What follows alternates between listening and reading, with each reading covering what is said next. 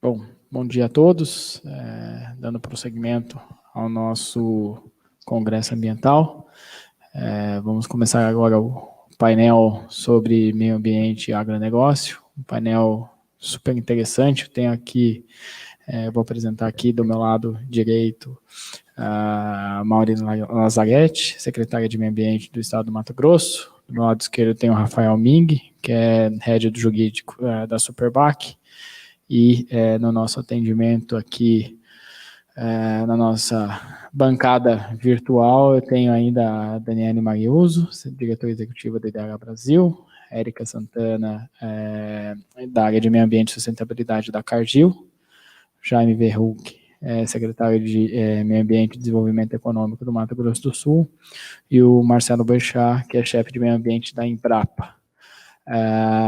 Eu fiz temos um painel com aqui diversos especialistas, né, na área.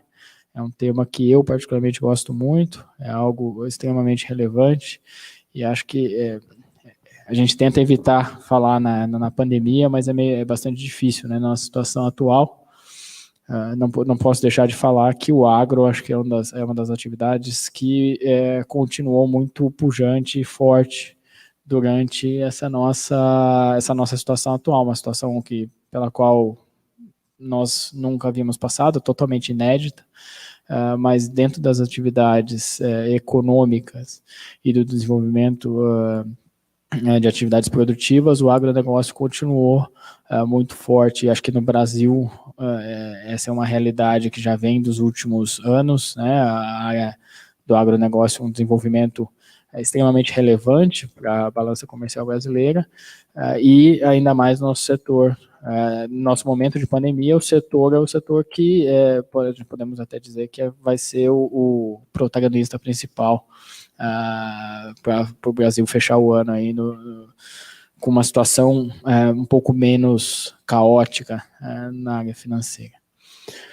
Mas para também não tomar muito tempo, nós temos várias exposições super interessantes. Eu gostaria já de começar passando a palavra para a Maureen, que tem uma apresentação super interessante para nos passar, e depois eu vou encaminhar com os nossos demais convidados aqui palestrantes. Maureen, por favor, fique à vontade. Bom dia, Eduardo. Bom dia a todos. Bom dia e cumprimento especialmente os nossos painelistas. Uma grande satisfação dividir com vocês esse painel de hoje para falar de meio ambiente e agronegócio. Grande amiga Daniela, Jaime, Marcelo, Érica e Rafael, que aqui estão. Eu vou pedir a gentileza de transmitir a apresentação. Eu vou ser muito rápida, né?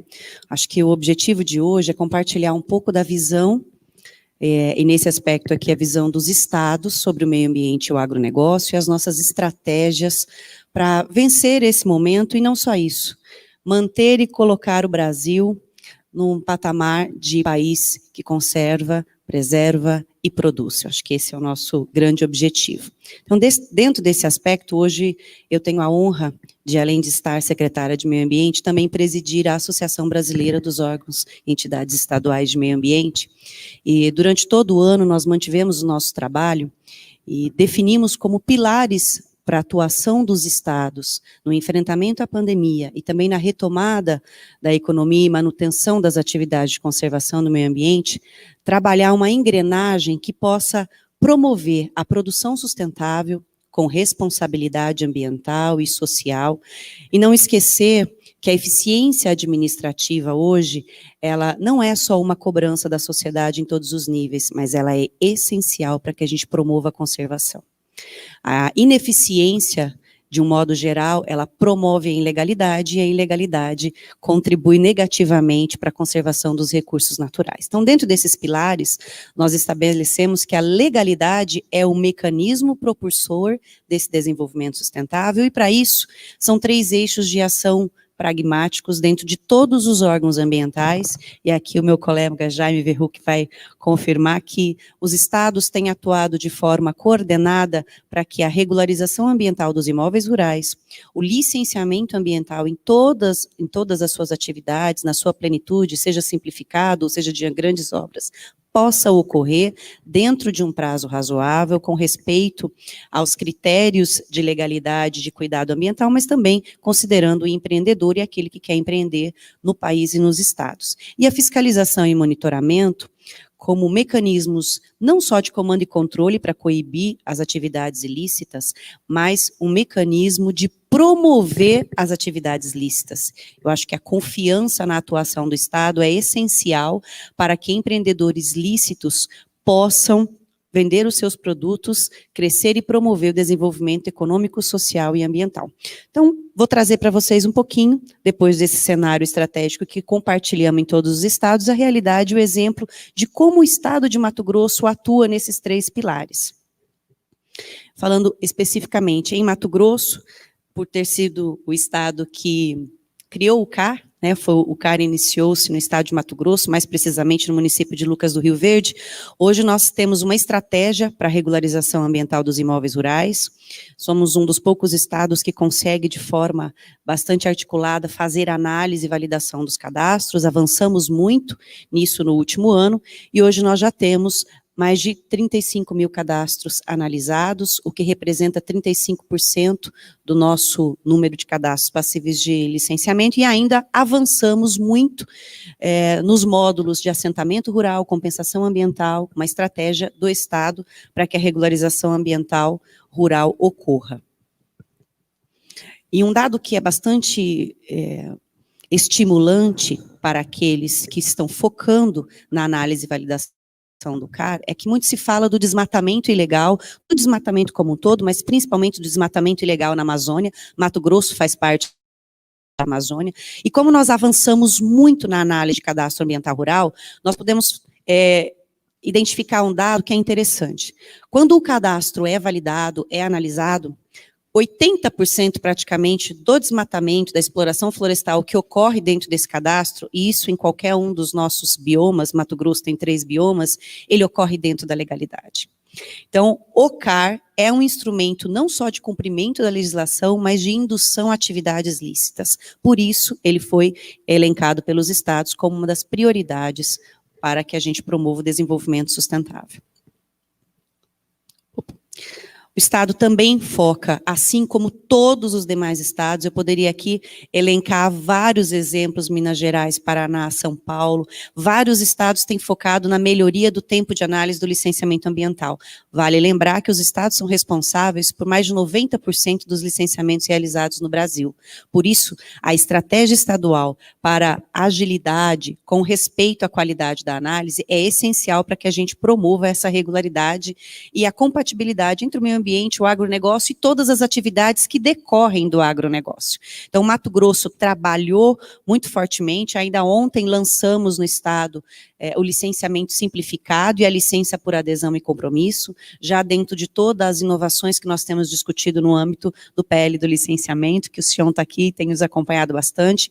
A ABEMA defende que nós tenhamos uma lei geral de licenciamento, que ela possa ser compatível com o porte, o potencial poluidor, o risco apresentado pela atividade. Nós precisamos, de algum modo, diferenciar o grau de complexidade do licenciamento com o esforço que o poder público tem que depender para que esse licenciamento ocorra. Só assim nós vamos sair daquele patamar em que o licenciamento é um entrave para o desenvolvimento econômico e, por horas, também é um entrave para o desenvolvimento ambiental. Para que se tenha só uma ideia, mesmo em época de pandemia, no caso de Mato Grosso, nós aprendemos muito com a pandemia e nós mantivemos a nossa produtividade, se vocês podem ver no painel, inclusive ampliamos no mês de setembro a produtividade e a emissão de títulos pelo órgão ambiental. Mas também no eixo de monitoramento, acho que muito tem se cobrado, tanto do governo federal quanto dos estados, o que tem sido feito para combater o ilícito. Mato Grosso implementou, no segundo semestre de 2019, mais fortemente em 2020, uma estratégia diferenciada para combater os ilícitos. Hoje nós temos uma gerência de fiscalização que promove o seu planejamento a partir de imagens de satélite de alta resolução com alertas de 24 horas. Isso nos permitiu, no ano de 2020, autuar todos os ilícitos. Chegamos na atuação compartilhada com o IBAMA, Ministério Público Federal e todas as estruturas de segurança pública a autuações e promoções de ações civis públicas na ordem de mais de 2 bilhões de reais, só referente a infrações do ano de 2020. E é importante dizer que, apesar de nós vermos a mídia elencando o número crescente de desmatamentos na Amazônia, o estado de Mato Grosso conseguiu, com essa estratégia, controlar o desmatamento, e desde o mês de junho de 2020, nós estamos reduzindo o desmatamento. A média de redução entre junho até outubro é de 25% no estado de Mato Grosso, o que nos coloca até num cenário diferente dos demais estados da Amazônia, e isso devido a essa estratégia. Lembrando que o Estado não foca apenas em comando e controle. Nós fortalecemos a regularização como mecanismo de fortalecimento desse tripé do desenvolvimento sustentável. E aí, eu preciso destacar que todas essas ações estão linkadas com uma estratégia geral do governo do Estado de Mato Grosso, que é a PCI, Produzir, Conservar e Incluir. Foi uma estratégia iniciada no ano de 2015, que vem se fortalecendo ao longo dos anos.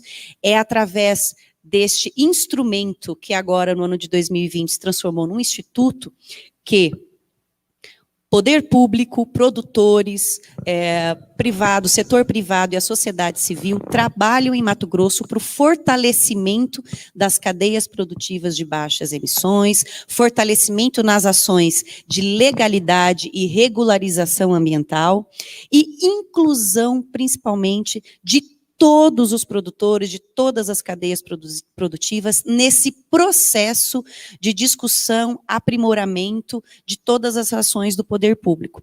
Eu acho que de tudo que nós estamos fazendo, o PCI é aquilo que nos mostra como essa articulação cooperada pode promover na ponta, lá onde está o produtor, onde se estabelecem as cadeias produtivas, o resultado daquilo que a gente planeja enquanto construtores de políticas públicas. Então, a gente defende muito a estratégia que foi estabelecida pelo governo do Estado de Mato Grosso, tem vários parceiros, e aí eu vou dividir essa fala com a Daniela, para que ela possa complementar, até pelo nosso tempo, mas destacar a vocês que essa estrutura que nós chamamos de estratégia PCI, ela tem um conselho de administração, então, para que vocês possam perceber como essa cooperação tem funcionado, governo, produtores, setor privado, a sociedade civil, trabalhando em conjunto no Conselho Administrativo, e aí nós temos o Comitê de Investimento, o Comitê de Monitoramento, o staff técnico que dá suporte a todas essas ações, tanto as ações de conservar, as ações de produzir e também de incluir a sociedade em toda essa discussão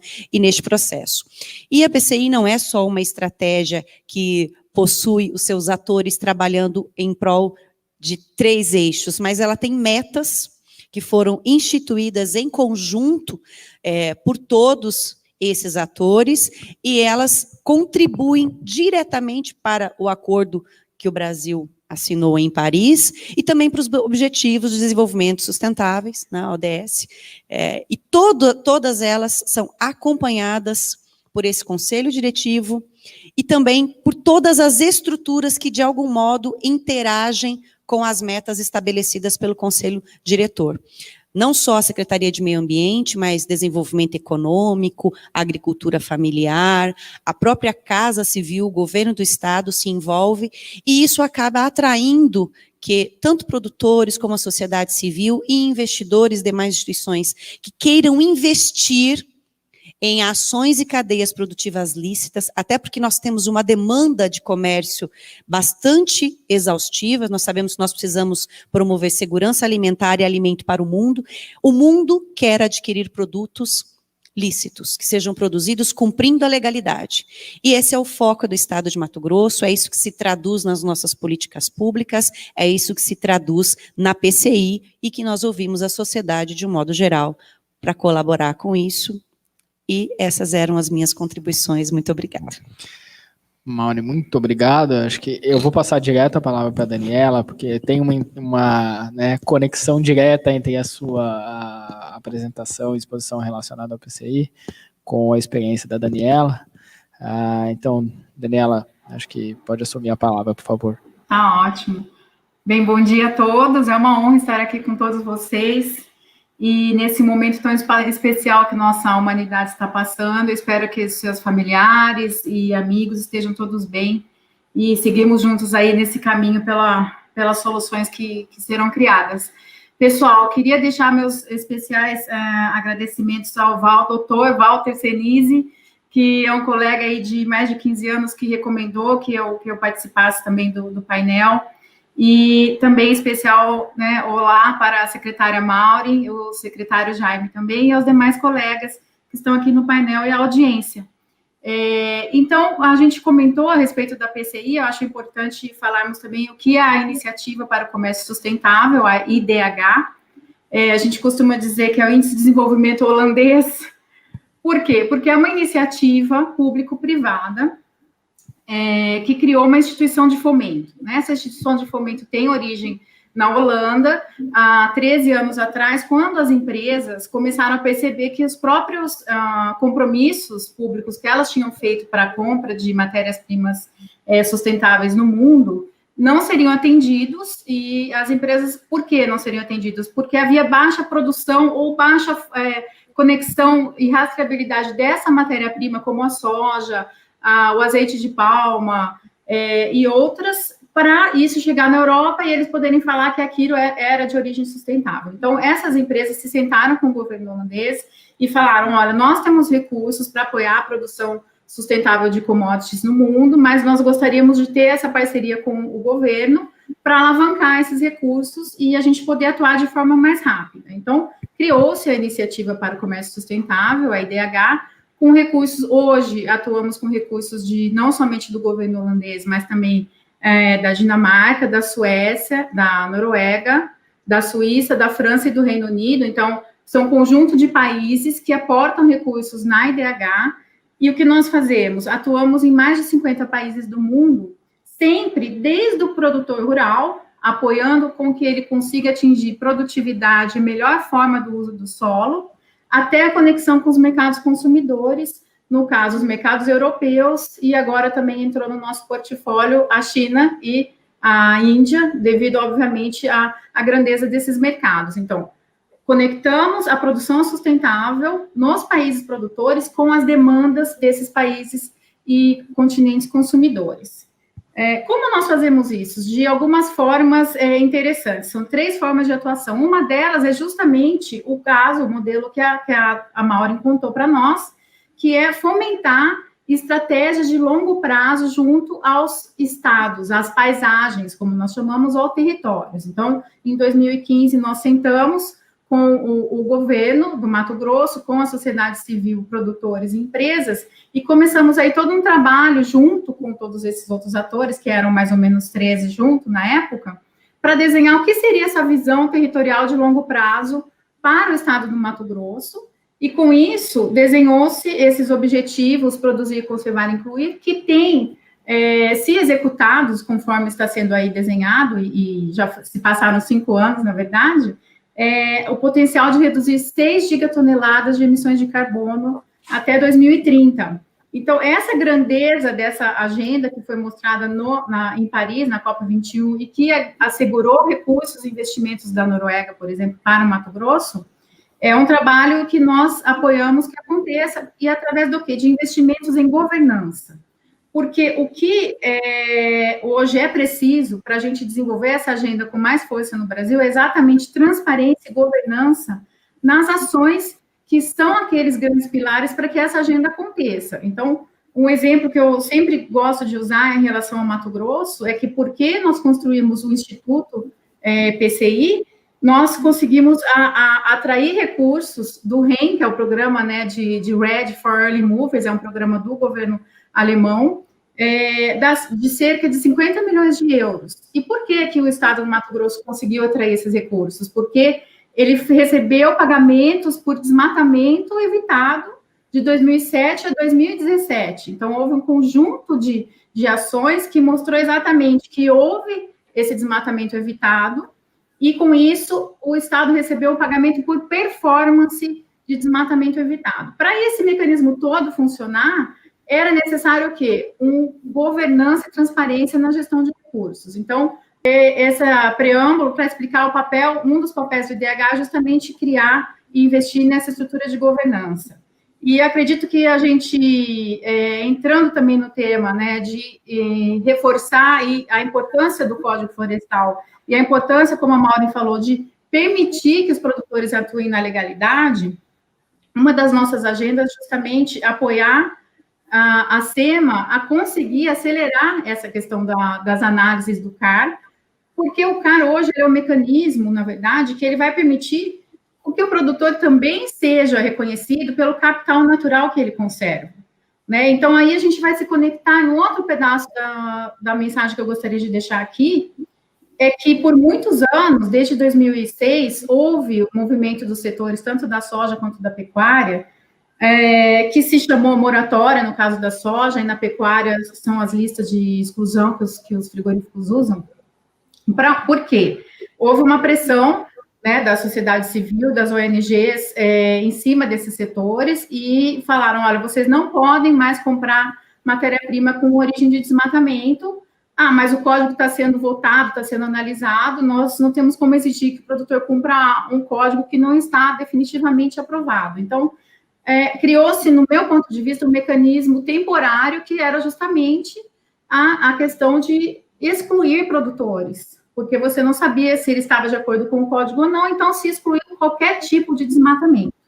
Isso foi temporário. Hoje, nós temos o código completamente votado, aprovado, não tem mais questionamentos a respeito do código, junto até ao Supremo Tribunal, mas nós temos aí mais de 10 mil produtores que cumprem o código e que estão excluídos das cadeias produtivas.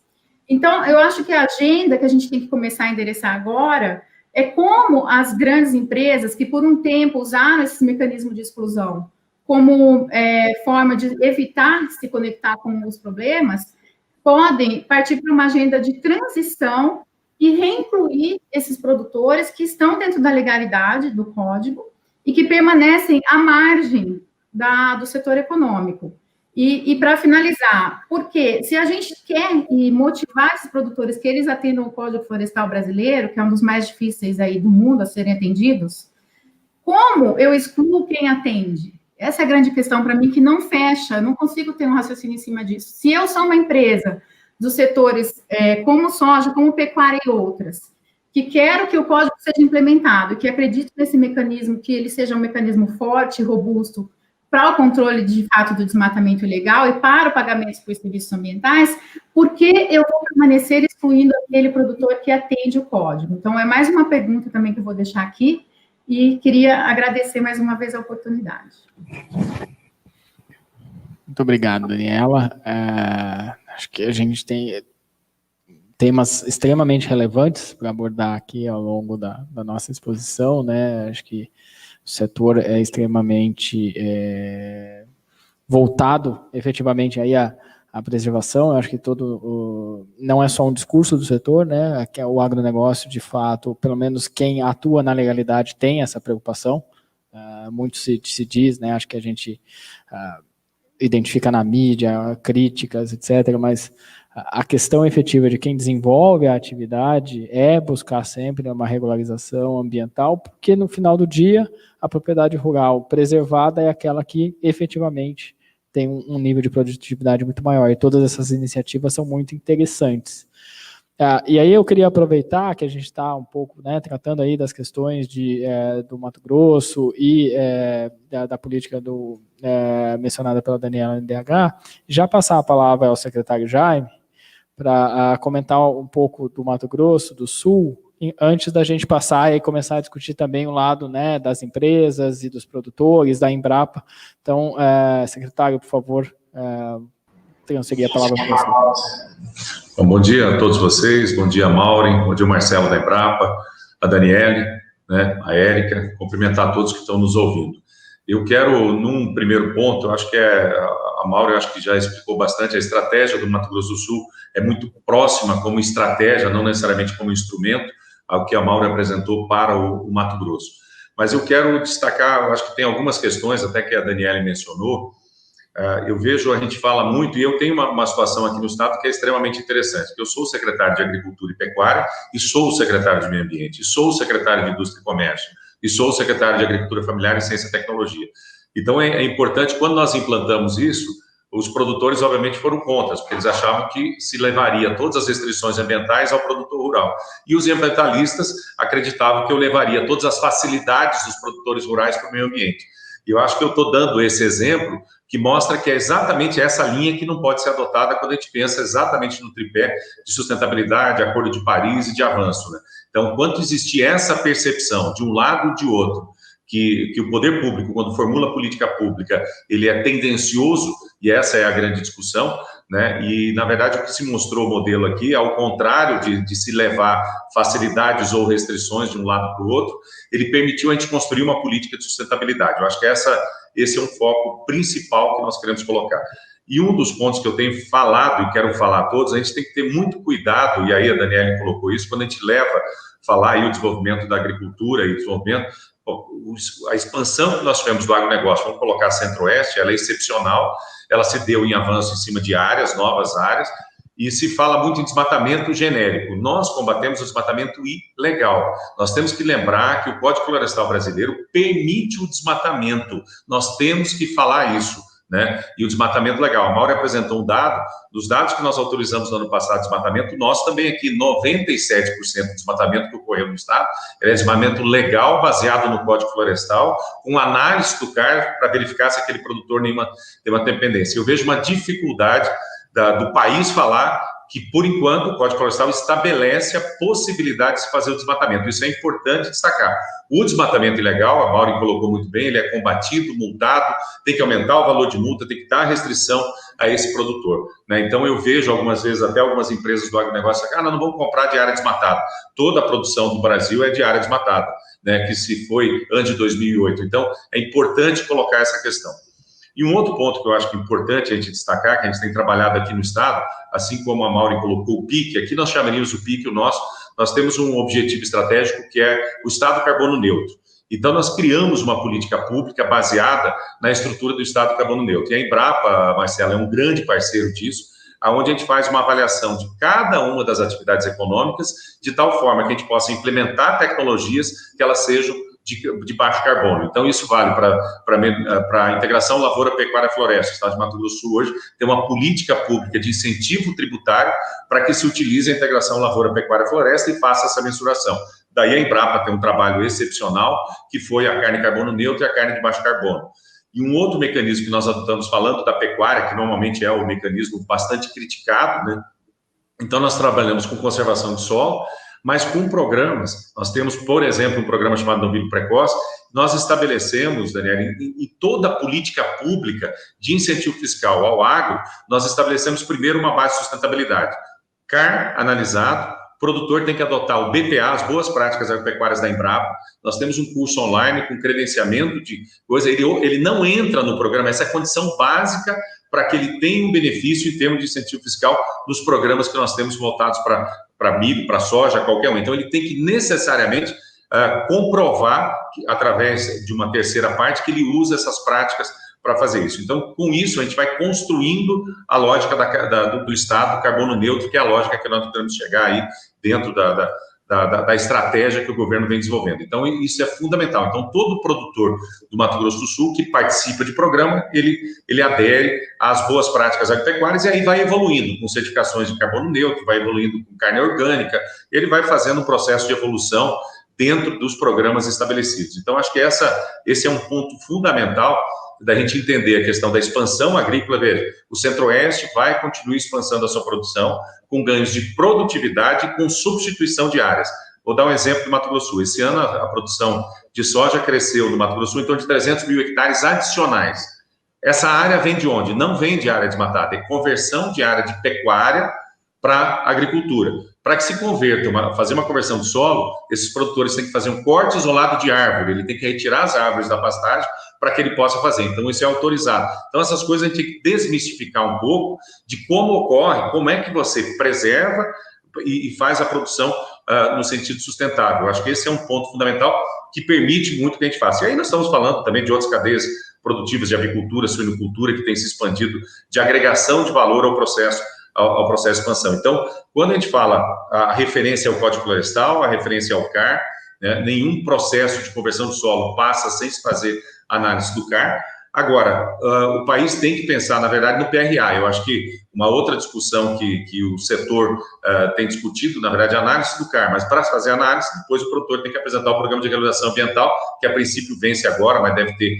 Porque esse, na verdade, vai ser o grande ganho. Quando a gente olha, sob o ponto de vista de estratégia de vender o país, quando a gente tiver um monitoramento dos PRAs, na verdade, vai ser a grande estratégia do agronegócio brasileiro, para que ele tenha um reconhecimento do quanto ele ainda tem que fazer e as compensações. Uma outra discussão que nós temos feito é sobre as compensações. A Maureen deve ter até um número aí, porque ela já analisou uma grande parte do CAR, mas o quanto que nós temos de déficit de compensação em todos os estados. O Cerrado, nós sabemos que tem um grande déficit, e aonde isso será compensado? Eu acho que essa é uma outra discussão. Aqui no estado, nós adotamos uma metodologia que deu super certo.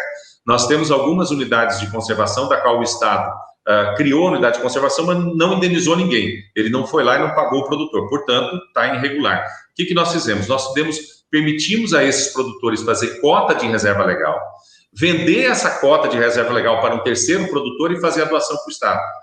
A remuneração do produtor é muito melhor, o estado não desembolsa, porque ele tem a possibilidade de receber isso em doação, e nós regularizamos a nossa unidade de conservação. Então, é um programa que funcionou fantasticamente, e para o produtor é muito bom, ele faz a compensação e entrega para o estado para cuidar, né? A unidade de conservação de responsabilidade do estado. Então, nós estamos conseguindo fazer uma regularização de unidade de conservação de proteção integral do governo do estado, através da compensação de produtores que têm no CAR um déficit, eles compensam adquirindo essa área através do sistema de cota de reserva legal, um título de cota de reserva legal, e está funcionando muito bem. Inclusive, eu só permito que os produtores do estado, existe hoje um pedido de outros produtores de outros estados que pudessem fazer isso, mas a nossa legislação só permite a compensação dentro do estado de Mato Grosso do Sul. Então, acho que a gente tem como avançar. E uma outra questão fundamental é a gente sair dessa discussão judicializada. Eu acho que o grande problema hoje dos avanços nas políticas públicas ambientais de preservação e sustentabilidade, nós estamos, por exemplo, com o Código Florestal, que já teve a ADIM dando a sua constitucionalidade, mas estamos discutindo hoje uma ADIM se o Mata Atlântica se sobrepõe, né? A Maureen tem 3 biomas, eu também tenho 3, eu tenho Cerrado, o Pantanal e o bioma Mata Atlântica. Então, existe uma série de discussões de restrições ao bioma Mata Atlântica. Então, acho que esse é um avanço, a Maureen tem trabalhado fortemente isso na BEMA, para que a gente consiga conciliar, para que o produtor possa avançar na sua produção. Então, eu acho que o Brasil, nós estamos no caminho certo sobre a questão de formulação de política pública. A gente precisaria, obviamente, que o Brasil apresentasse, eu tenho falado isso para a Maureen, para o nosso ministro Ricardo Salles, assim como nós temos o Brasil precisa mostrar a sua política ambiental. Eu acho que os instrumentos do Brasil estão prontos, mas a gente não conseguiu agrupar isso e vender isso positivamente, como que a política ambiental, a Maureen colocou muito bem, a gente quer desregulamentar, todos estão partindo para a questão de agilidade, mas naquilo que é de baixo impacto. Nós precisamos sair da carga dos órgãos ambientais aquilo que tem baixo impacto. Isso não precisa de controle ambiental. E quando nós olhamos aí, o Marcelo está da Embrapa, os trabalhos e metodologias e tecnologia que nós já temos para avançar na agricultura sustentável, ela está disponível, é uma questão da capacidade. E um outro ponto, finalizando, já que a Daniele colocou muito bem, o sistema de governança, Daniela. Eu aqui, assim, a gente tem muita dificuldade no sistema de governança, porque, na verdade, existem muitas instâncias para a gente discutir política ambiental. É no âmbito de lei, âmbito nacional, são CONAMA, SECA, né? E na política ambiental nós temos muita autonomia, como a Maureen colocou muito bem. 90% dos licenciamentos, eles são no âmbito do Estado, não são da União, né? E uma coisa que nós sempre temos discutido, quando se fala em política ambiental, nós temos que sair um pouco só do discurso do licenciamento, porque quando a gente entra no licenciamento é demorado, trava e tal, e aí a gente acaba tendo toda a energia para discutir. Por isso que nós estamos criando mecanismos de facilitar o licenciamento, para que a gente possa avançar em outras estruturas mais rápidas, para que a gente faça uma gestão do território, como você bem colocou, para que a gente possa avançar na gestão do território. E aí nós temos que pensar em água, conservação de solo, para que a gente possa avançar e fazer o agro, né, que o agro, eu vejo o agro brasileiro preservando, e na verdade, boa parte dessa expansão e do desmatamento, assim, eu vejo um sinônimo, a expansão do agro e desmatamento, e não é verdadeiro esse sinônimo. Então é isso que eu tenho para colocar. Obrigado pelo convite, eu estou aqui à disposição.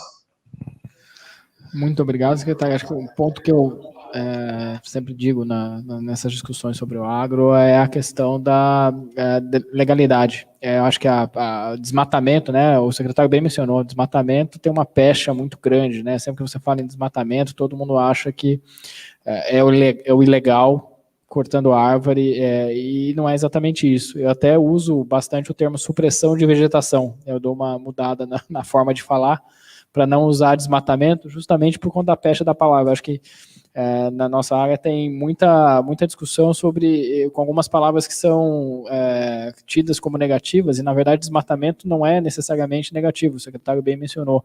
Há situações, sim, que são previstas na legislação para o corte de vegetação.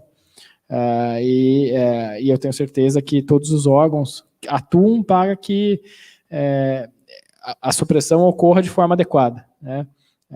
O ilegal, ele tem que ser combatido, ele não vai buscar o órgão ambiental, né? Ele não tem a conivência do órgão ambiental, por isso que ele é um ilegal, por isso que ele atua na ilegalidade. Mas gostaria agora de passar a palavra ao Marcelo. Como o secretário mencionou bastante a questão da Embrapa, vou pedir licença para a Érica segurar um pouquinho a apresentação dela, mas eu passar a palavra para o Marcelo, que o secretário mencionou bastante as metodologias e pesquisas da Embrapa, então aproveitar o tema e já passar a palavra ao Marcelo.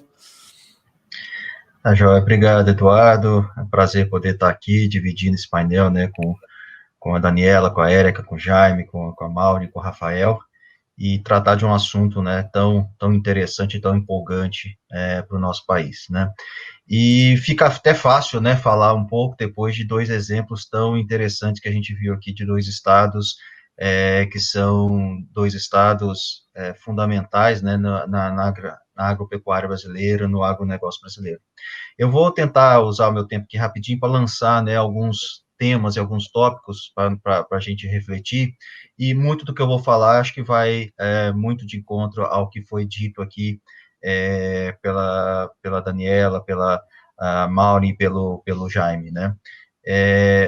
Se a gente olhar, principalmente aí nas últimas 3 décadas aqui no Brasil, o que antes se dava com ampliação de área para que a gente tivesse maior produção, hoje se dá com ganho de produtividade.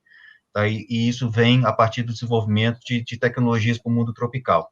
Então, assim, só para dar alguns exemplos que todo mundo conhece, são números muito ditos, muito conhecidos, a nossa área, nesses últimos 30 anos, a área de produção, cresceu 60%, em torno de 60%, e a produção cresceu um pouco mais de 300%, ou seja, 5 vezes mais. Ou seja, a gente está tendo um efeito que a gente chama de poupa-recurso. Só para vocês terem uma ideia do que significa esses números. Se a gente fosse produzir, vou pegar o que a gente produziu na safra 16 e 17, com a produtividade que a gente tinha em 1990, a gente precisaria de quase 100 milhões de hectares a mais para produzir a mesma coisa. Se a gente pensar, né, que de 16 e 17, e pensando na safra aí 19 e 20, que a gente ultrapassou os 250 milhões de toneladas, né, a gente teria que ter, então, uma área muito mais extensa para que a gente produzisse isso. Então, isso é um efeito poupa-terra fantástico que vem do ganho de produtividade, então, que vem do ganho de tecnologias adequadas para o nosso ambiente, para o mundo tropical. Foram citados aqui vários biomas, todos os nossos biomas, cada um com as suas características, cada um com seus desafios, né, em termos tecnológicos, para que a gente possa avançar nessa produção.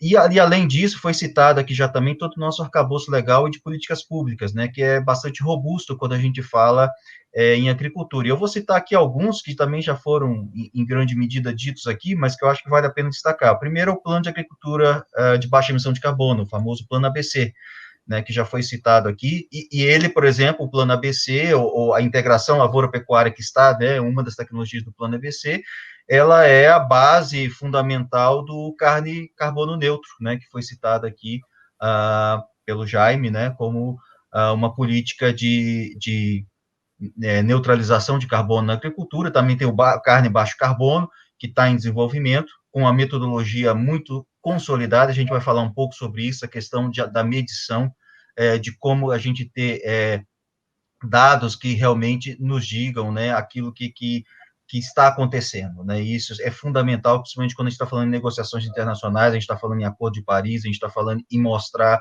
para o mundo, né, como que a gente tem trabalhado. E a gente pode citar várias outras políticas públicas aqui fundamentais, por exemplo, o RenovaBio, que é a Política Nacional de Biocombustíveis, só esse ano, né, que entrou em vigor aí em dezembro de 2019 até agora novembro de 2020, a gente teve 15 milhões de toneladas de CO2 evitadas com o uso de biocombustíveis no Brasil em função dessa política.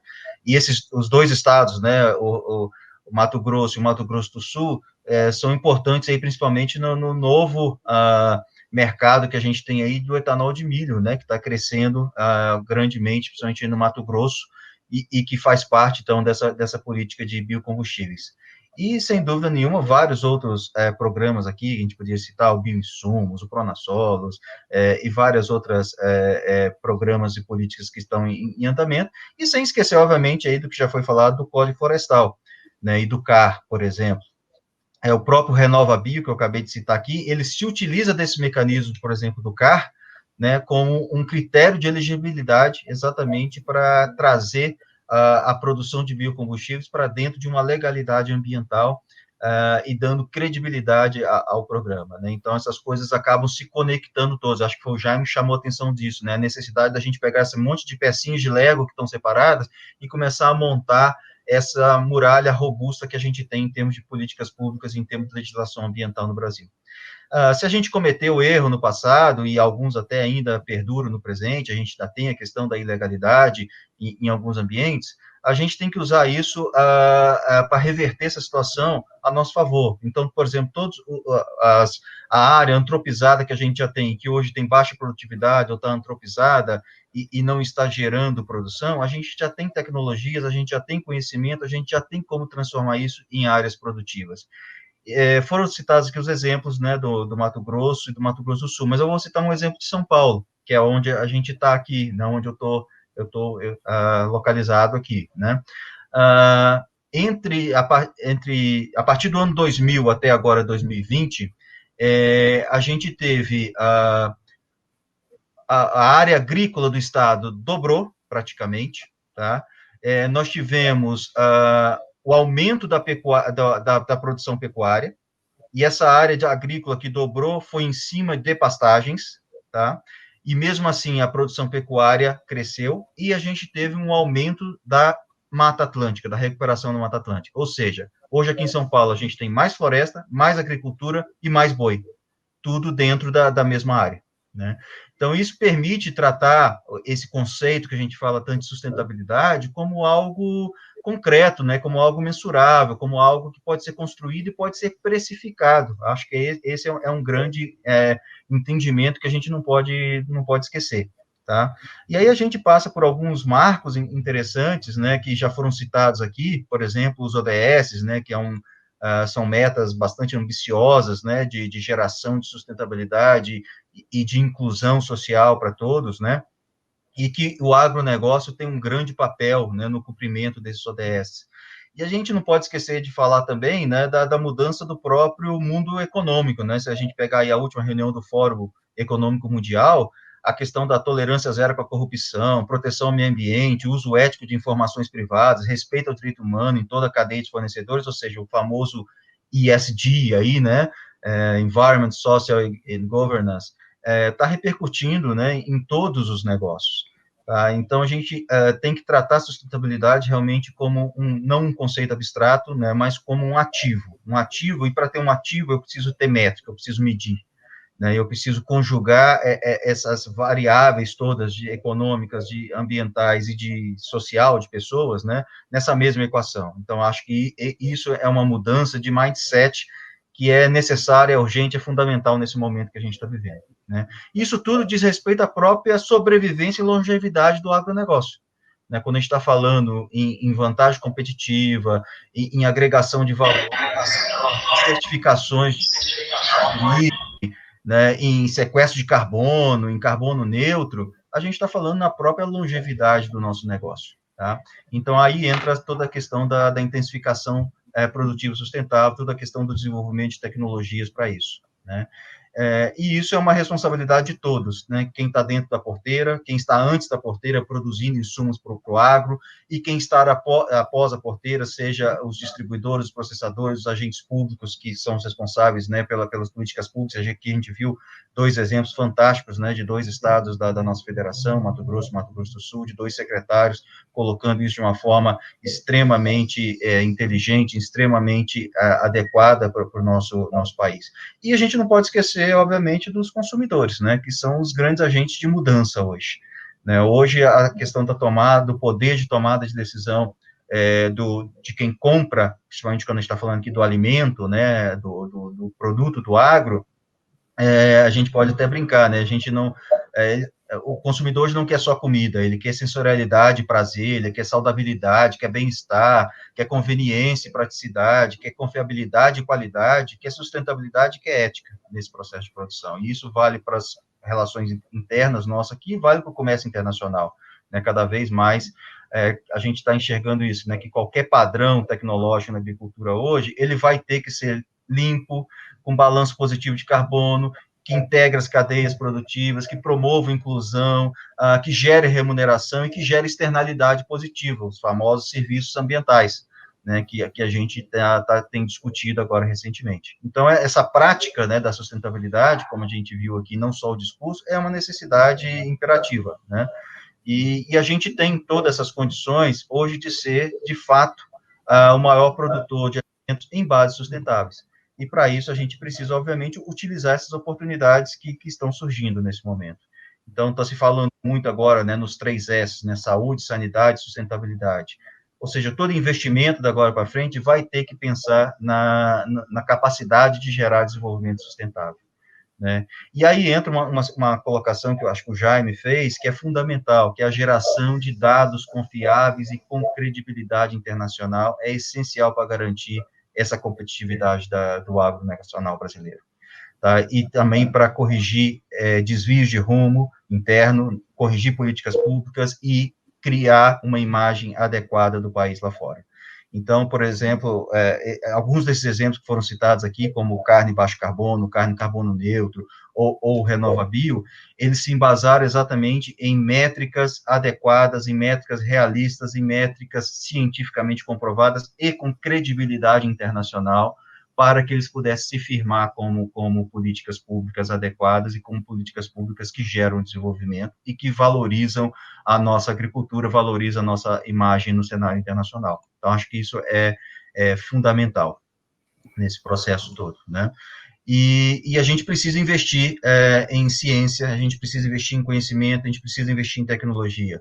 Então, a gente tem que zerar o desmatamento ilegal, a gente tem que acabar com a ocupação ilegal de áreas públicas, tem que defender as áreas protegidas, tem que aprofundar esses ganhos de produtividade. Né? Tudo isso faz parte desse conjunto todo. Né? E eu gosto muito de uma frase da Tennessee Whelan, que é diretora do Centro de Sustentabilidade da School of Business, da New York University, que ela fala que a sustentabilidade é uma jornada, não é um episódio. Ou seja, para a gente caminhar esse caminho, a gente tem que ter esse caminho pavimentado, e para isso a gente precisa investir de forma consistente. Investir aqui, a gente está falando investir em conhecimento, investir em capacitação, investir em pessoas que tragam e que formulem políticas públicas como essas que a gente viu exemplo aqui, e obviamente a gente pode acrescentar aqui um quarto S, né, o Science, aqui para ficar na língua do S, né, junto com a saúde, a sanidade e sustentabilidade, porque a gente não conhece nenhuma nação que cresceu, que se sustentou no longo prazo sem investir em conhecimento e ciência. Então, assim, para concluir, né, acho que as regras do jogo estão colocadas, né? A gente vai ter, aí eu gosto muito de Fórmula 1, eu gosto de usar esse exemplo. Nesse momento agora, entrou o safety car na pista, né? Todo mundo está alinhado de novo, e agora vai ter uma nova relargada a partir desse novo momento aí que a gente está vivendo, né, pós-pandemia, quando a gente chegar nesse momento. E é uma nova chance da gente ter de aproveitar essa relargada e consolidar realmente o Brasil como uma potência agroambiental que a gente pode fazer. A gente tem que fazer essas escolhas, as escolhas certas, e continuar buscando esse desenvolvimento. Então, só jogando aí algumas ideias bem gerais para a gente poder discutir. Obrigado a todos. Muito obrigado, Marcelo. Acho que essa visão da ciência ela é sempre muito relevante, né? Especialmente no setor que, como o Marcelo mencionou, aumenta a produtividade sem necessariamente aumentar a área necessária à exploração. Então, isso é consciência, é com conhecimento do campo, né? Antes de passar a palavra para a Érica, eu queria só lembrar a todos os presentes e a nossa audiência virtual que o link para perguntas está no site, né? Fazer eventuais perguntas, a gente vai ter um pouco de tempo ao final para fazer algumas perguntas, então quem tiver perguntas, por favor, nos mande pelo WhatsApp, tem um link no site da Viex. Érica, aproveitando aqui, contar um pouco a sua experiência como advogada na área ambiental e de sustentabilidade, aproveitar aí que a gente passou pelo público, pelas iniciativas de terceiro setor, essa parte da pesquisa com a Embrapa, agora contar com a sua experiência e suas palavras, por favor. Obrigada, Eduardo. Bom dia a todos. Inicialmente, eu queria agradecer ao convite do Viex e do Machado Meyer. Eu me sinto privilegiada em participar desse evento e compartilhar conhecimento com pessoas que gozam de tanto prestígio no setor. E que desafio meu, hein? Falar depois de painelistas que tratam do tema desmatamento legal e ilegal com tanta propriedade. Bom, antes de iniciar a minha fala, eu queria mostrar um vídeo de apresentação da Cargill para vocês. São só 2 minutinhos para que todo mundo conheça um pouco melhor a empresa. Eu tenho certeza que os painelistas e o Eduardo já conhecem, mas acho importante que o público também conheça um pouquinho melhor a Cargill. O vídeo já está à disposição da equipe do Viex. Se vocês puderem rodar, eu agradeço.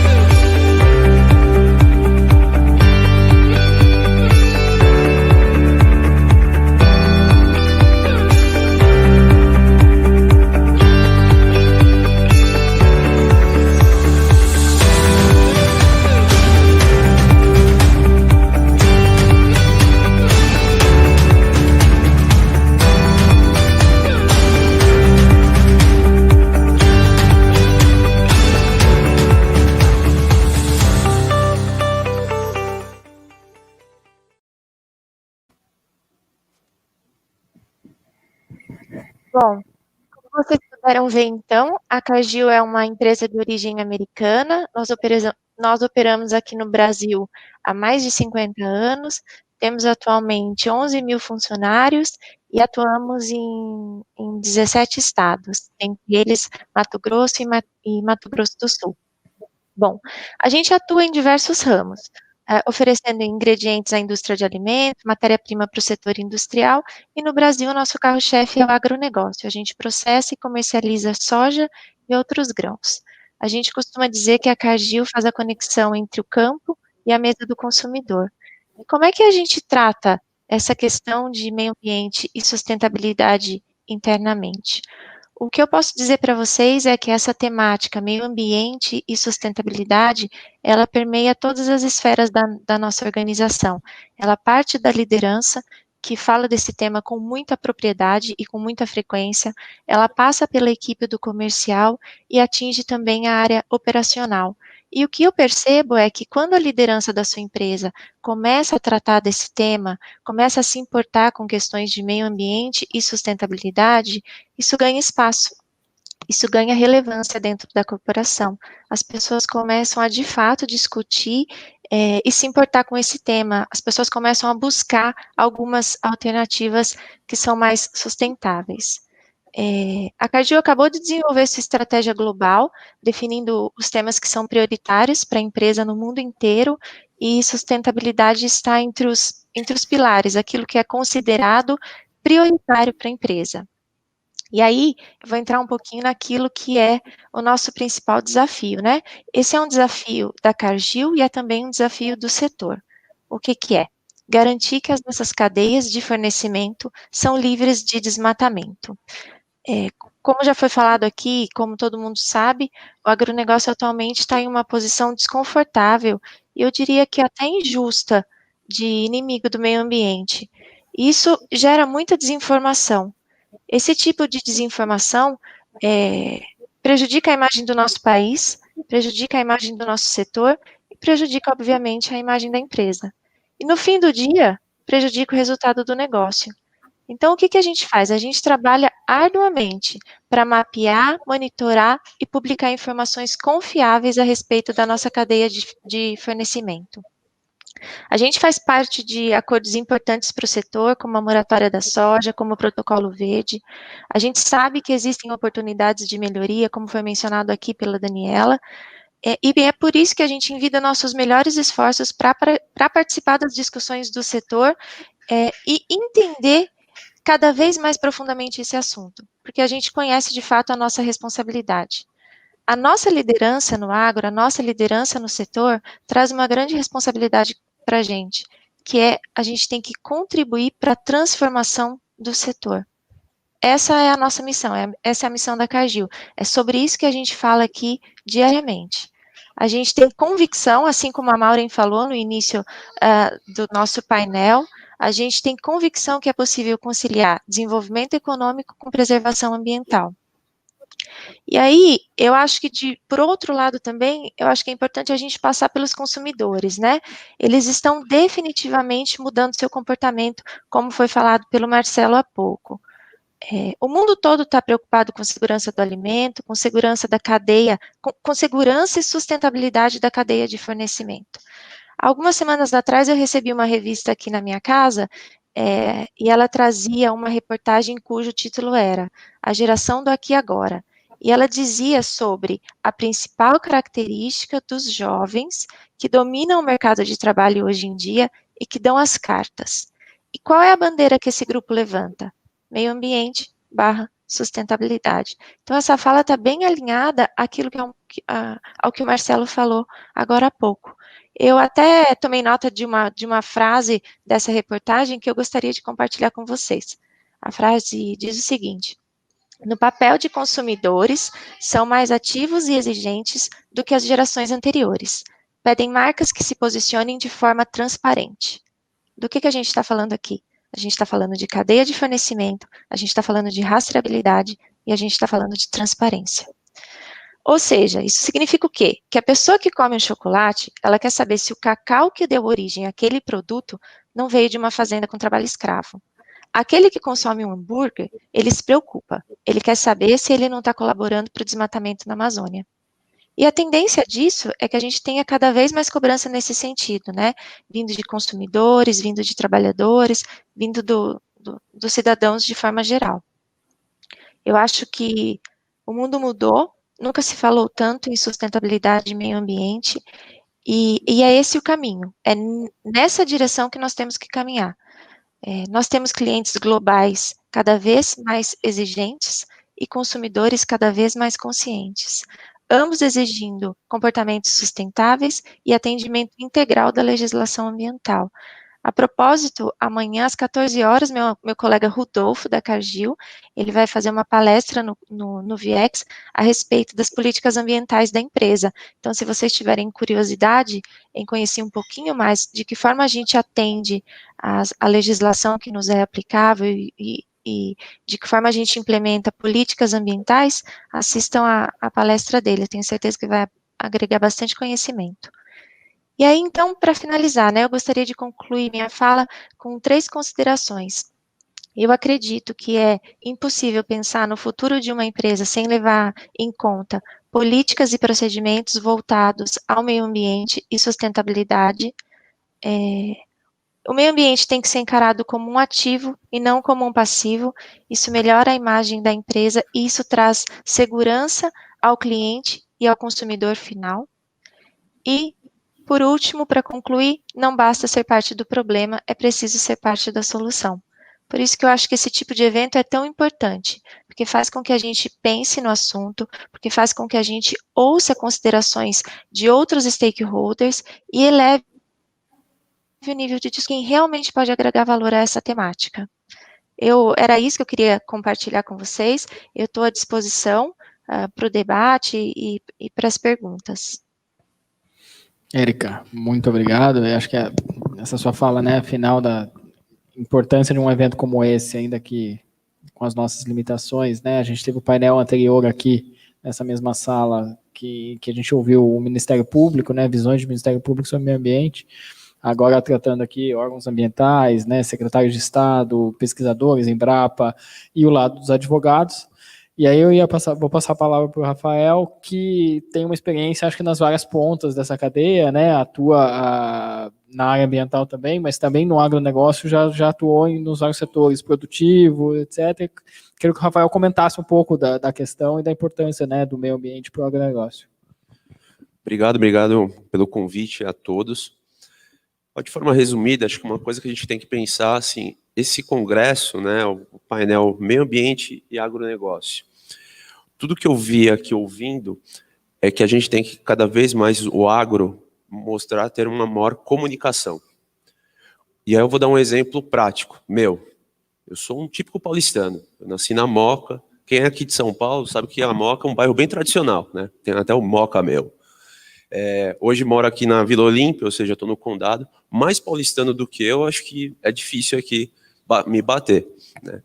Aí eu paro para ver, quando eu era criança, meu primeiro contato com o agronegócio foi quando eu estava no jardim de infância, que a professora pediu para eu pegar um copinho de danoninho, pôr um algodão molhado com um feijão, cresceu. Pronto, é fácil ser fazendeiro, eu pensei, né? É muito fácil, não sei por que é tão difícil dentro disso. Aí cresci, estou no ensino médio, eu aprendo no colégio que o fazendeiro grande é o latifundiário, que ele implementa a monocultura, que ele só vende para o exterior produto in natura para o exterior lá trazer valor agregado, né? Aí, tudo bem, vou para a faculdade. Na faculdade começo a ter contato com o agronegócio, mas na faculdade não. Nas empresas com as quais eu comecei a trabalhar como estagiário e fui dentro disso daí aprendendo muito com vocês que estão aqui no palestrante e as empresas que eu trabalhei, e principalmente com o pessoal do campo, né? Nós, paulistanos, temos muita essa alcunha até preconceituosa de falar que o pessoal do campo é caipira. O caipira somos nós, paulistanos. Por quê?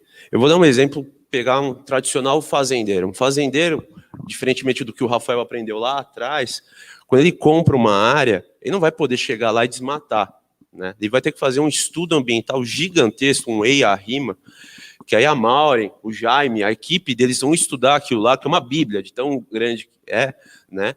E analisa detalhadamente, para aí sim a gente verificar que dentro de uma área de, por exemplo, 1.000 hectares, eu poder abrir talvez 700, 300. Se eu tenho uma área se eu tenho um rio lá, eu vou ter que reservar a margem do rio, a famosa APP. Aí eu, como paulistano, lembro, tem aqui o Rio Pinheiros, aqui perto, o próprio Rio Tietê. Eu duvido que respeita a margem, né, de preservação. Acho que já chega no meio da Marginal Pinheiro, se a gente aplicasse a mesma coisa que aplica no campo nas grandes cidades, né? Muito bem, tendo todo esse estudo, obtendo os licenciamentos, a autorização de supressão de vegetação, vai lá o nosso amigo fazendeiro e começa a investir. Aí ele vai fazer o desmate, né?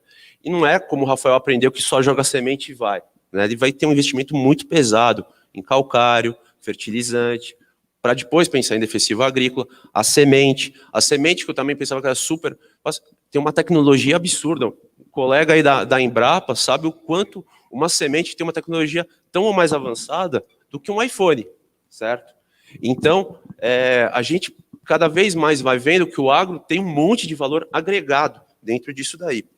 O nosso amigo fazendeiro vai utilizar produtos agroquímicos, que são os famosos agrotóxicos, né? Negócio ruim, do mal, mas são empresas com alto investimento, gastou milhões e milhões para poder ter aquele remédio para a planta, certo? A lavoura é um ser vivo, como a gente, né? Toma remédio, toma vacina, como a gente. E aí, da mesma forma, a gente pensa nos órgãos que fiscalizam as empresas que estão no agro ou mesmo nas agroquímicas, né? Quem lida com isso nessa parte regulatória de registro, o Eduardo sabe bem disso, a Anvisa, ela é super criteriosa, certo? Você submete um estudo que às vezes leva anos para ser aprovado. Aí quando aparece na mídia, aprovou-se 15 agrotóxicos, mas esses 15 já estão há anos sendo estudados por muitas, né? E um caso até recente que a gente teve aqui, né, para você ver como é criterioso, a questão da Coronavac, que a Anvisa suspendeu o estudo, mas depois retomou. E eu não quero nem entrar no mérito se a Anvisa foi excessivamente conservadora ou o pessoal do Instituto Butantan deixou de passar informação. O ponto é, quem trabalha com área regulatória sabe, se submete o estudo, você tem que estar muito atento. Você vacilou um negócio, o pessoal é técnico, é científico, como o Marcelo falou, certo? Mas tudo isso que eu estou falando também requer dinheiro, certo? O fazendeiro só com o próprio capital não consegue tocar a própria área. Aí ele vai fazer o que qualquer empresário faz, ele vai num banco, ele vai pegar financiamento. Aí você aprende que, geralmente a gente pensa que banco só vai se preocupar com a questão do crédito, se o cara vai pagar as contas, tudo. Aí eu aprendi com a Mariuso, quando eu trabalhei no Rabobank, que existe uma área de sustentabilidade dentro de quase todos os bancos, que é super criteriosa. Eles não vão liberar o dinheiro, por mais que eu não vou ser inadimplente, se eu não tiver o CAR, se eu não tiver com a licença ambiental, se eu tiver irrigação, eu tenho que ter outorga vigente, certo? Então, assim, não é só o pessoal da área pública que nos fiscaliza, os nossos próprios entes dentro de si nos fiscalizam. Aí o nosso amigo fazendeiro, quando ele for vender, ele também vai ter que atender o pessoal da Cargill. Se for de bioma amazônico, esquece, não vai ter essa venda, né? A gente pode ainda desenvolver tudo isso daí, mas é um tipo caso que, mais uma vez, agora eu comecei, no momento que eu comprei a fazenda, que eu comecei a ter o licenciamento, desenvolver ela, em todos os momentos, a questão ambiental está totalmente envolvida, né? Dentro disso daí. Aí, pegando até o gancho do famoso bioma amazônico, eu aprendo que a gente tem muitas questões das queimadas, tanto no Pantanal quanto na Amazônia, e aí a gente ouve, é o agronegócio que é o culpado disso. Aí alguns que eu vejo até rebater, não, isso é crime, é grilagem. Mas o que é grilagem? Né? Pensa aqui para o pessoal de São Paulo, eles não sabem o que é grilagem. Né? Então, grilagem vem realmente de grilo, que é o crime no qual geralmente o pessoal falsificava documentos de escritura, tudo mais, punha dentro de uma caixa com um monte de grilo, as fezes do grilo faziam uma reação química e fazia o papel ficar com cara de velho, e tentava, com base nisso, falsificar. Hoje, eu até brinco que existe a grilagem digital, porque assim como se desenvolveu o CAR, se desenvolveu o crime, gente. Tem gente que usa o CAR lá de forma ilícita para falar que tem posse há trocentos anos. E eu falo por experiência própria. Eu trabalhei numa fazenda que a gente tinha uma área de reserva gigantesca, gastava dinheiro até para sempre fazer monitoramento, do dia para a noite, cresceu lá um casebre, tudo feito com mata nativa, né? Para eu tirar aquele pessoal de lá com ação judicial, demorou mais de um ano, certo? Apresentando lá foto do Google, que a posse do cara aconteceu em 2 dias, incrível, mas demorou um ano. Isso, no caso do meu exemplo aqui da fazenda, era na área da Bahia, ou já teve até situações no Mato Grosso. Vamos pensar no meio da Amazônia, não tem fiscalização, certo? Chegar até lá é difícil. Quem já acompanhou, até mesmo o pessoal do time da Mauri, quando vai fiscalizar uma fazenda, eu trabalhei numa fazenda que era 88 mil hectares, né? 88 mil, para quem não sabe, 1 hectare é mais ou menos um campo de futebol, né? Então, um pouquinho mais, um pouquinho menos, mas só para o pessoal de São Paulo entender, né? Assim, e você não tem toda hora, no mato, abrir picado, dependendo da circunstância. Às vezes, se está chovendo, você não consegue chegar. Aí fala, joga cascalho. Mas para você jogar cascalho, você tem que pegar de uma cascalheira. Aí a Mauri sabe muito bem que tem que legalizar a cascalheira. Você não pode chegar lá pegando à toa dentro disso tudo, né? Então, eu estou passando dessa forma bem geral o como eu tentei traduzir o agro, o ambiental, para as pessoas aqui de São Paulo, porque como o Jaime mesmo comentou, a gente tem que também vender o agro e toda essa parte ambiental para o exterior. Mas a gente tem que vender para cá, né? A gente tem que falar a mesma coisa, né? A Rede Globo há pouco tempo, há alguns anos, começou com o agro é pop, agro é tech, agro é tudo. Isso é muito bom. Isso fez muita gente começar a entender, né? A gente tem que, para quem é do agro, a gente fala, às vezes, até o que eu falei aqui, eu tenho certeza que foi muita obviedade. Mas para quem é de São Paulo, não tem a menor noção do que eu estou falando, né? A gente tem que ter um esforço maior de traduzir e vender o agro, porque a gente faz parte disso, o Brasil faz parte disso, e a questão ambiental está junto, né? Nesse ponto. Para fechar, e acho que é uma oportunidade para todos nós que trabalhamos no agro tentar aproveitar, a Rede Globo está para fazer uma refilmagem daquela novela Pantanal, que quem assistiu na época lá fez bastante sucesso. Gente, uma novela, no horário nobre, que vai fazer exatamente o nosso painel para o grande público, certo? Vai falar de ambiental e de agro, né? Nós temos que valorizar isso e tentar traduzir isso para nós mesmos, para depois a gente traduzir para o gringo, certo? Eu acho que é isso da minha parte. Muito obrigado, Rafael. Acho que essa experiência é super interessante, né? E essa questão de vender o agro, né? Acho que o agro ele tem na minha visão, a gente que consegue olhar no agronegócio sabe que o agro ele é fundável, vamos dizer assim.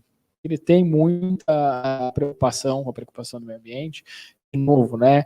Essa visão do desmatador, do ilegal, não é o padrão do agronegócio brasileiro. O agronegócio brasileiro não é desenvolvido na ilegalidade. Pelo contrário, o negócio é preocupado. E as exigências de mercado interno e externo, como acho que a Érica bem mencionou, o Marcelo, as exigências de mercado brasileiro, né, interno, e também as exigências internacionais demandam que o agro se preocupe cada vez mais com esse tipo de coisa. E aí eu anotei uma pergunta antes da gente começar a discutir, acho que essa questão do licenciamento, ela passou, acho que em quase todas as falas aqui, e eu queria levantar, antes de abrir para as perguntas, eu recebi já uma pergunta aqui pelo WhatsApp, mas tem uma questão que me pega, pensando no agro, que é a questão do licenciamento. Eu acho que hoje nós estamos no Brasil num sistema consolidado, trifásico, né? Quem atua no meio ambiente sabe da licença prévia, licença de instalação, licença de operação, EIA-RIMA, né? Nas atividades significativas de impacto ambiental. Mas nós temos um sistema que, para mim, né, como estudioso de direito, está um pouco desgastado, ou pelo menos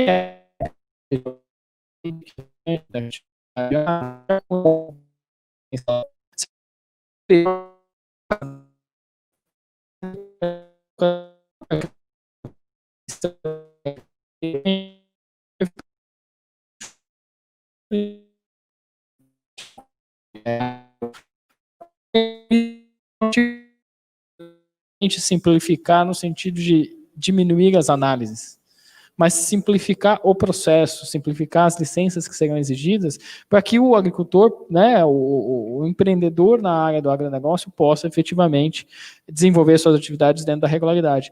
E aí eu queria trazer esse ponto, acho que para a gente discutir todos aqui, como é que vocês veem o licenciamento, né? Pensando no que a gente tem hoje, no sistema trifásico, e eu vou te pedir, Mauro, já que você foi a primeira, mas depois fiquem à vontade para mencionar, para comentar um pouco dessa questão do licenciamento, porque as pessoas acham que tem essa visão de que o licenciamento vai resolver todos os problemas na área ambiental. E a gente sabe que não é assim, né? Na prática não é assim para atividade industrial. Imagina para o agronegócio. Então eu queria te ouvir um pouco e aí os demais, né, quem quiser comentar um pouco desse assunto. A gente poderia passar aqui o restante do dia falando do tema, mas eu vou tentar ser bem objetiva. Bom, quando a gente fala do licenciamento voltado para o agronegócio, eu acho que é preciso destacar que a maior parte dos estados brasileiros hoje licencia no trifásico algumas atividades, com exceção da agricultura, o plantio perene, a silvicultura, que são os reflorestamentos, mesmo que de espécies comercialmente, não só o eucalipto, que é o mais comum, as espécies nativas madeireiras, mas o reflorestamento de um modo geral. E a pecuária extensiva e semi-extensiva. A maior parte dos estados hoje possuem alguma modalidade de licenciamento simplificado para essas atividades, né? E nós discutimos muito no âmbito do PL do licenciamento como tratar a atividade de agricultura, silvicultura e pecuária dentro desse novo modelo, considerando o CAR. Por que eu faço essa provocação e, de certa forma, reflexão de como os instrumentos de CAR e licenciamento interagem? Porque a maior parte dos estados que há alguns anos licenciavam atividade de agricultura e pecuária, a exemplo do Mato Grosso, eles inseriam nesse licenciamento a regularização ambiental do imóvel. Então, a LAU, por exemplo, que era a licença do Mato Grosso, lá desde 1995, acho que boa parte dos brasileiros conhecem, ela tinha como fundamento a regularização do imóvel, ou seja, era lá que se identificava a reserva legal, área de preservação permanente, e também autorizava essas atividades. Com a instituição em 2012 do CAR, foi necessário rever esse mecanismo. Então, hoje a reflexão que nós fazemos com tantos mecanismos de controle, porque a agricultura, como o Rafael falou, ela passa por diversos mecanismos de controle, inclusive o sanitário. Então, o que fica do ponto de vista ambiental é exatamente onde efetuar esse plantio, e isso já não é na licença que eu verifico. Se existe alternativa locacional, no aspecto amplo, Eduardo, mas se existe a análise de onde eu posso plantar, ela é feita no CAR e não na licença. Então, se a gente tem que observar esse aspecto, ele já não é mais feito no instrumento licenciamento. Então, acho que hoje, o nosso desafio na discussão do PL é como conduzir esses dois instrumentos de tal modo que eu não gere um documento ou mais uma burocracia que seja desnecessária. Tá? Então, do ponto de vista da ABEMA, nós defendemos que o CAR seja inserido não como licença, mas como um instrumento que faz boa parte da verificação da regularidade ambiental que uma licença faria. Certo? E segundo ponto, é separar atividades que, por sua natureza, possam ter um outro licenciamento simplificado. Vamos falar da pecuária de um modo geral, a de confinamento, a suinocultura de confinamento, a avicultura, essas atividades poderiam ter um licenciamento, e aí sim, talvez até mais simplificado, como nós temos no Mato Grosso, Santa Catarina, Paraná, acho que até o Mato Grosso do Sul também já tem algumas modalidades nesse sentido, Jaime pode esclarecer, mas o fato é, a outorga, ela depende de um instrumento específico, mas criar mecanismos que sobreponham entre si o mesmo objetivo, não é viável para quem quer, no país, desburocratizar, mantendo qualidade da regularidade ambiental. Então, nós temos que ver os instrumentos como eles existem, o papel de cada um, e pensar que nós temos que ser eficientes, inclusive, nesse controle. Concordo totalmente, Maureen. Acho que é exatamente, minha provocação é essa, como é que a gente sai um pouco acho que as pessoas, as autoridades e quem atua na área sempre pensam no licenciamento como a tábua de salvação, né? Eu vou me agarrar no licenciamento, e não é necessariamente no licenciamento. Não sei se alguém mais quer comentar, a Érica, Marcelo, Daniela, Jaime levantou a mão, por favor, Jaime. Muito rapidamente, só para completar, eu acho que aí é um paradigma de novo a ser estabelecido. Né? Nós, no estado de Mato Grosso do Sul e a maioria dos estados, eles não licenciam atividade agropecuária. Esse é o primeiro ponto. O produtor, para produzir soja, para produzir milho, para produzir floresta no estado de Mato Grosso do Sul, ele não passa pelo processo de licenciamento. São atividades continuadas que ele não precisa fazer o licenciamento. O licenciamento decorre de supressão, como foi bem colocado, quando é necessário, fazer corte de várzea isolada, ele precisa, porque ele está fazendo conversão, e qualquer medida de conversão de solo. Então, o produtor rural não tem o licenciamento.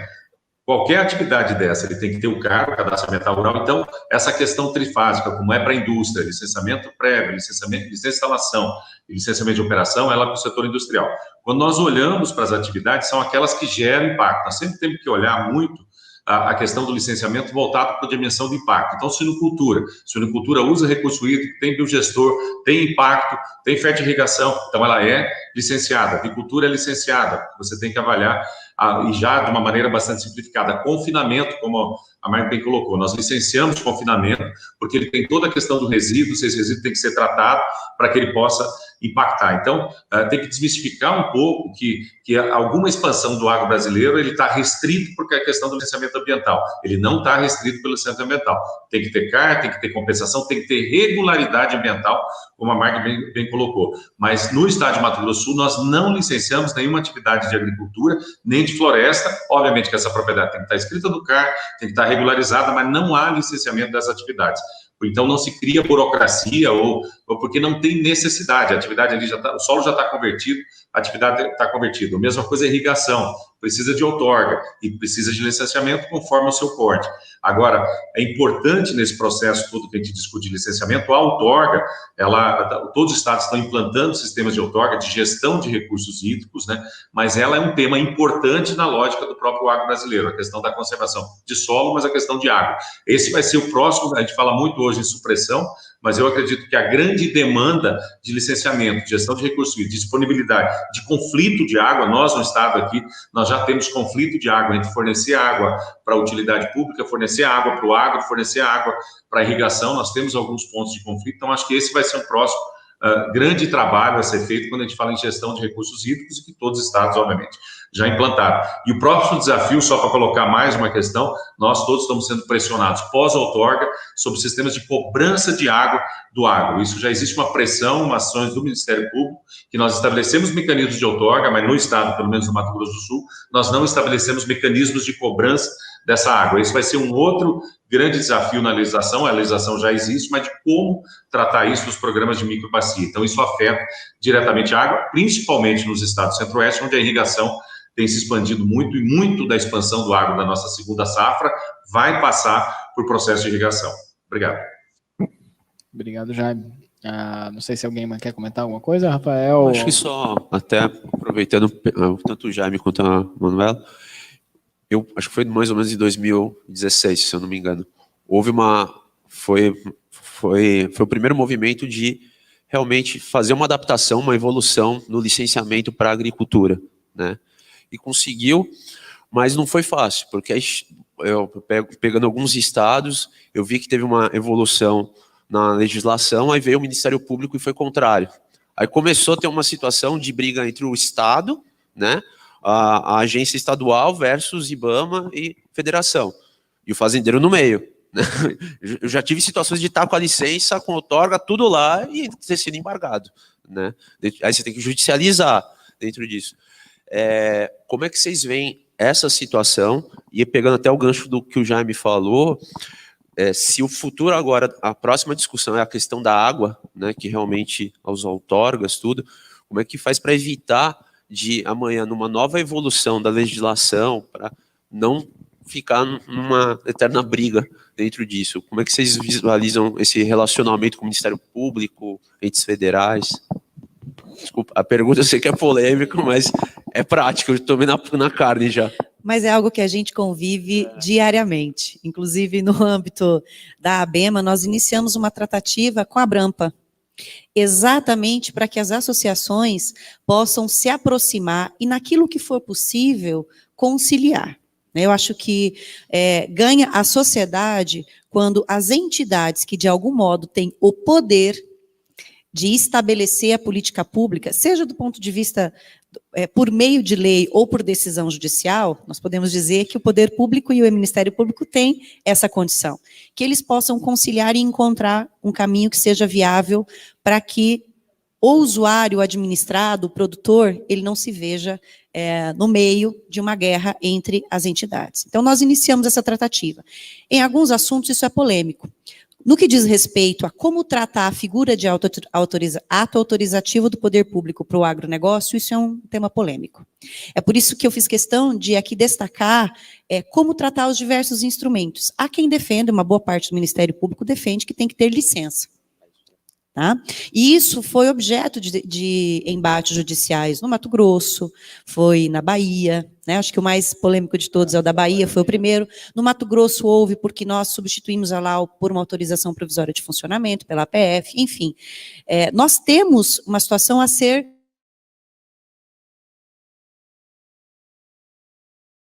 avaliar sobre uma nova ótica. A discussão do PL do licenciamento faz sentido nesse aspecto.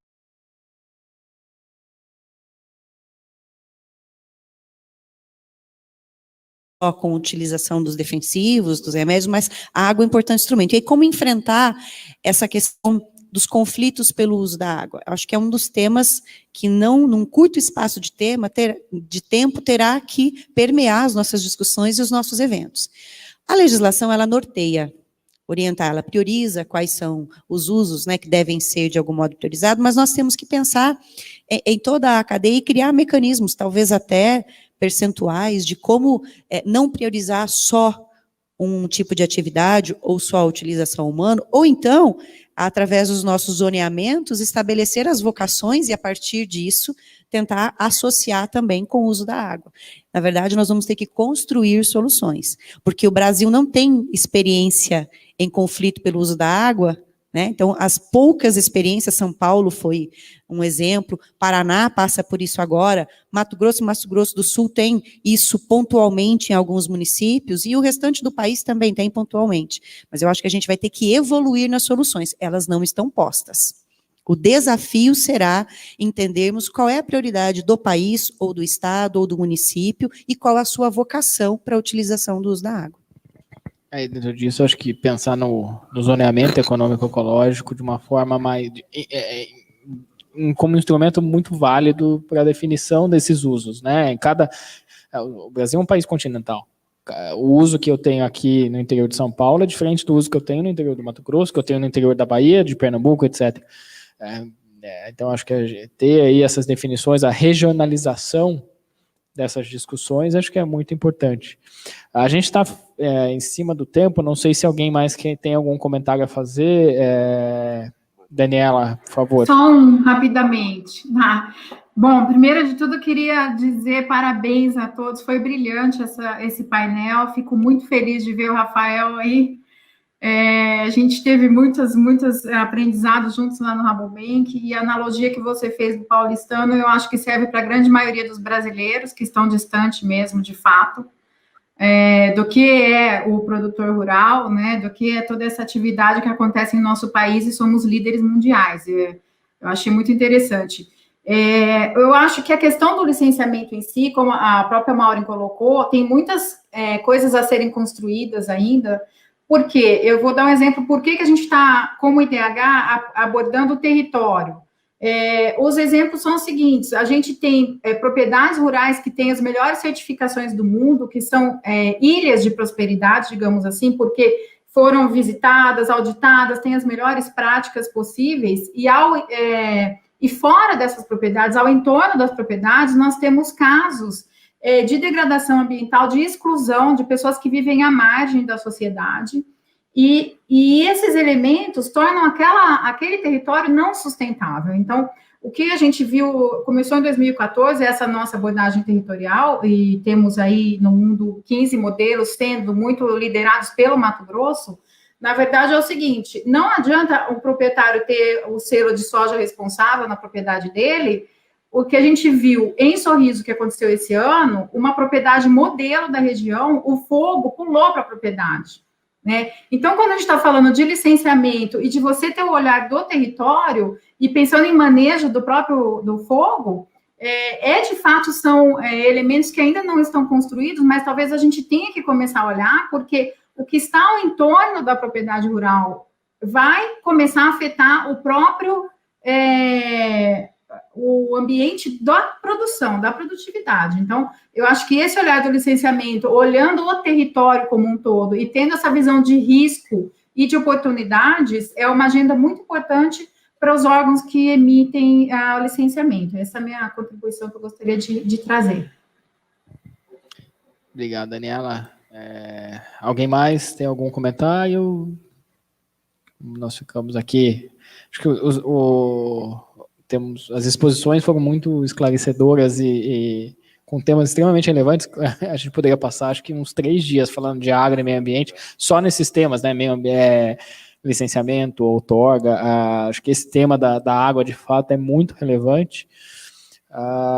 Mas como a gente já estourou o tempo aqui, eu vou encerrar, vou agradecer Maureen, Rafael pela presença, Daniela, Érica, Jaime, Marcelo, muito obrigado pelas exposições, foram extremamente esclarecedoras. Acho que a gente tem, vou provocar aqui o pessoal da Viex para a gente pensar aqui em painéis um pouco mais longos, para a gente poder, talvez, separar agro, né, e pensar o licenciamento no agro, o uso da água no agro, para as próximas oportunidades, porque nós temos temas muito relevantes para serem tratados.